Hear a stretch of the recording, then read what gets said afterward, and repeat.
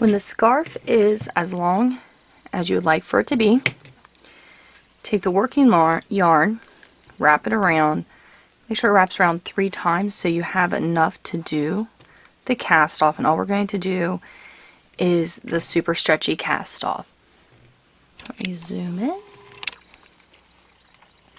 Yarn is coming from that peg, so we're going to pull it up through the next peg, go back 1, pull it down. We're going to skip the second peg, go to the third, pull the yarn up through the stitch on the peg, go back 1, pull the yarn down. We're going to skip 1. Now we are on peg 4. Yarn up through, go back 1, down, and we do this all the way to the end, which I will work it along with you.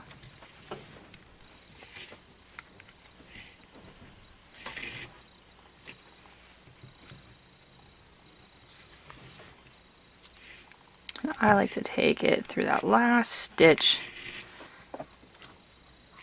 Makes it a little easier when weaving the ends in. Pop all these off.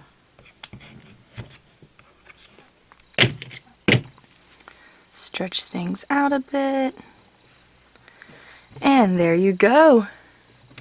Let me zoom this out. See, here we go. Your scarf is all done. Here's the big fluffy part where it's just the E-wrap and your purl stitch. And you have these tiny little thicker spots where you did the flat stitch instead of the E-wrap. See? So it gives a slight variation in the texture. Some things you could do is if you wanted for those parts, you could switch to a different color. If you like the look of this part the best, you can do the whole thing like this. This is the purl stitch and the flat stitch. If you like the more airy look, you can do the whole thing like this. Just your E-wraps and your purl stitch.